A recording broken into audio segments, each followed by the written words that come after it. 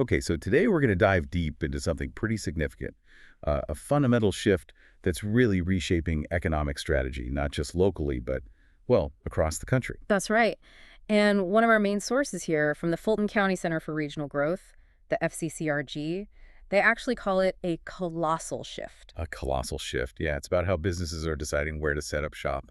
Exactly. And it's more than just a small trend. It feels like a complete reversal of priorities. Right, which means local and regional leaders have to respond differently, Yeah. collaboratively, radically even. Absolutely. So our mission today really is to kind of extract the blueprint they're using to tackle this modern labor market challenge. And the core idea we kept seeing, the philosophy driving it, it's simple, but feels really powerful. We're better together.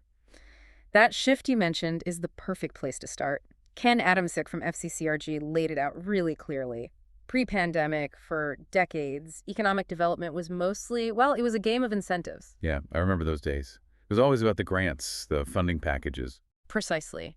A company looking to move or expand, the first question out of their mouth was usually, okay, what kind of grants and incentives can you get me? That was the hook. That was the headline, yeah, hmm the main attraction. But what's fascinating and a bit startling is how fast that conversation has flipped. It really has. Post-pandemic, though, honestly, this trend was kind of bubbling up even before 2020. Those questions about government funding, they've dropped way, way down the list. So what are they asking first now? It's purely operational. The first questions are, can you fill my workforce needs? And can you fill my power needs? Simple as that. Workforce and power. Makes sense, especially for certain industries. Oh, absolutely. Think advanced manufacturing, logistics, data centers.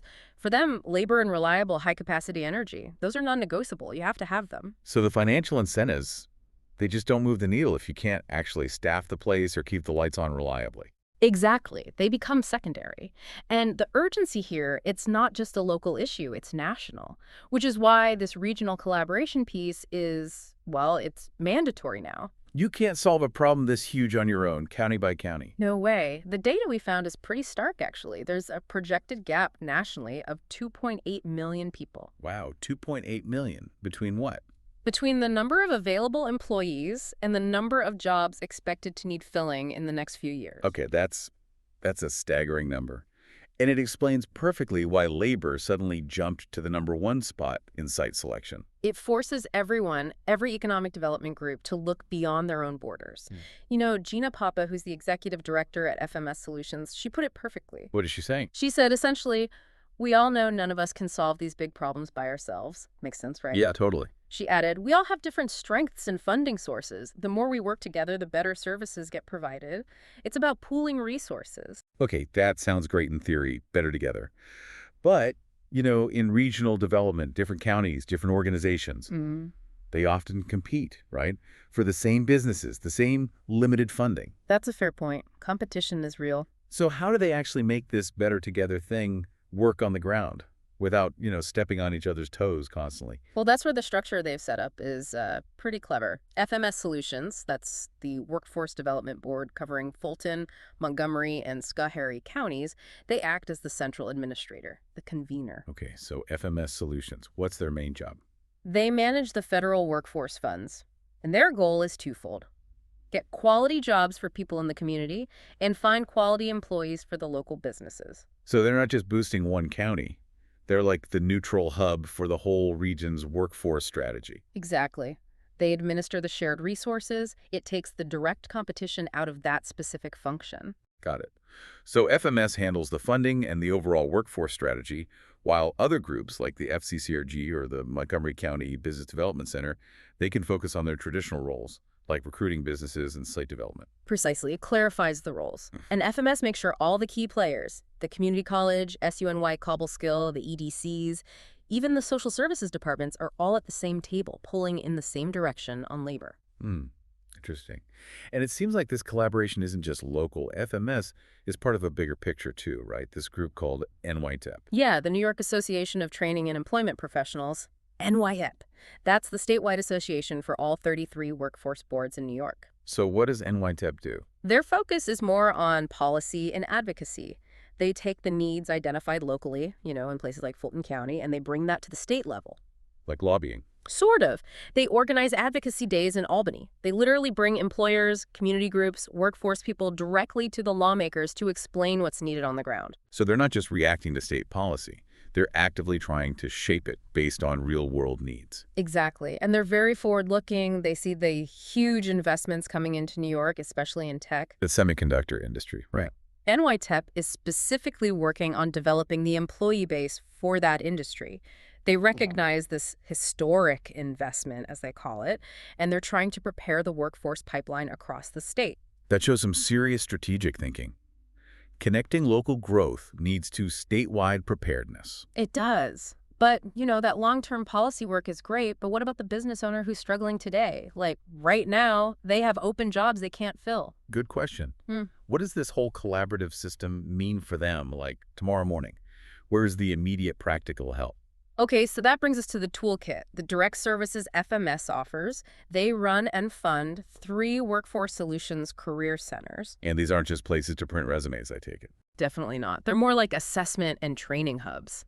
FMS actively figures out what skills local businesses need right now. Then they help fund training programs to get job seekers those specific skills quickly, filling the exact gaps. Okay, that makes sense. Direct training for current needs. What about incentives for the employers themselves? Ah, yes. This is where the collaboration really delivers, financially speaking, for the employer. Get this. If a business helps train a new hire, Yeah. FMS Workforce Solutions can reimburse them 50% of that employee's wages while they're in training. Wait, 50%? Half the wages. 50%, yeah. It's a huge number. It's extraordinary. I mean, think about it if you're a manufacturer. That massively cuts the risk of hiring someone promising who needs, specialized on-the-job training. Exactly. It makes taking that chance much more feasible. Is that kind of rate common? And how do they sustain that level of reimbursement? That sounds expensive. Well, it's definitely a major competitive advantage for their region. And they sustain it through effectively managing those federal workforce development funds we talked about. They prioritize using those resources to directly lower the risk for employers who are actually creating jobs. So it shifts the conversation. Instead of what grants can I get, it's how can you help me de-risk hiring and training? Precisely. And crucially, it's not just for new hires. The source material also mentions support for existing staff. Oh, yeah. How does that work? Well, if a company needs to upskill its current employees, maybe for new technology or new processes, which is key for retention too, right? Absolutely. FMS can bring in a local agency to do that training, and they help foot the bill for that too. Wow. Okay, so it's pretty comprehensive support, covering the whole employee life cycle, essentially. It seems that way.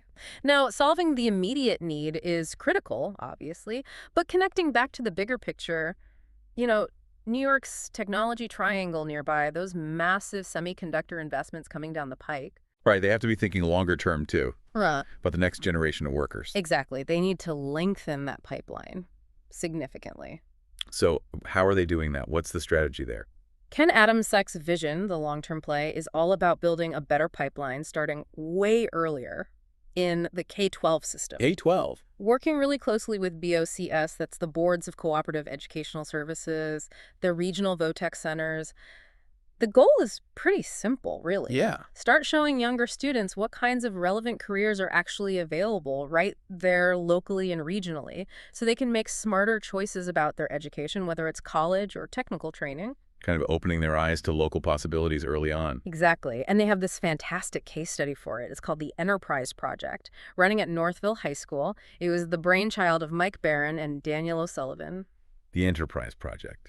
Okay, what does that involve? It's not just handing out career pamphlets, I hope. Oh, definitely not. It's the opposite of that. It's really immersive. It's a semester-long thing where students actually create these high-quality 3D promotional videos of local Fulton County businesses. So they're learning tech skills like video editing, project management. Yes, but at the same time, they're basically becoming investigative journalists about local industry. They go on site, they interview employees. Ah, okay, that's clever. And the principal, Samuel Ratty, he pointed out the real aha moment. What was that? Students who'd lived there their whole lives suddenly realized that these really good careers, jobs with skills and advancement potential, were like 15 or 20 minutes away from home. Wow, They just hadn't seen it before. Exactly. They were totally unaware, maybe thinking they had to move far away for a good career. That realization is huge for fighting brain drain, right? Just knowing the opportunity exists locally. Critical. And it wasn't just awareness. The project was apparently so effective, some students actually applied for jobs at the companies they just filmed.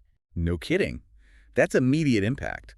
Building loyalty before they even leave school. Right. Reduces turnover before it even starts, potentially. And think about the long-term benefit for higher ed, too. How so? Well, a student who goes to college after seeing manufacturing up close, they're much better prepared for what an engineering degree actually involves, right? They've seen the real-world application. That makes sense. They're more likely to stick with it, finish the degree. And ultimately feed back into the regional workforce as a stable, skilled employee. It's a virtuous cycle. Okay, so that covers getting people in the door and trained up, both new hires and younger students. But keeping talent, retention, that's just as vital, isn't it? Absolutely crucial. Oh. So how does the regional collaboration help businesses keep those skilled people once they have them? Yeah, what's the strategy there? That shifts the focus towards sustained company investment. And the big tool here is apprenticeships. Oh, apprenticeships. Fulton County actually got this significant national designation. They're a U.S. Department of Labor Apprentice Ambassador. Apprentice ambassador. What does that mean, practically? It means they're recognized nationally, one of only about 300 in the first couple of groups, and it gives them direct access and support from the DOL to set up and run apprenticeship programs. Right. I know Adam Syke mentioned there's a lot of money out there for businesses for these programs, but for a listener, maybe a small business owner thinking about this, how do they actually get that money? Navigate the bureaucracy. See, that's where they're trying to be the easy button. The easy button. Yeah. The local team, like FCCRG and FMS, they work directly with the Department of Labor to secure the federal and state funds, money that can pay for the training curriculum, mentor time, sometimes even tuition. Okay, so they handle the grant applications and paperwork. Largely, yes. And the big advantage of their system is the customization. They don't just hand a business a generic template. They sit down with the company and build an apprenticeship program tailored precisely to that business's specific needs and skill gaps. So like if a specialized plastics manufacturer needs a very particular kind of maintenance tech. Exactly. The county team helps coordinate building the curriculum, setting up the mentorship, handling the DOL paperwork, accessing the funds. It takes that huge administrative burden off the business owner. That sounds incredibly valuable. It takes away a major barrier. It really does. And the key insight, tying back to retention, is pretty simple. Apprenticeships show the company is investing in its people. Makes sense.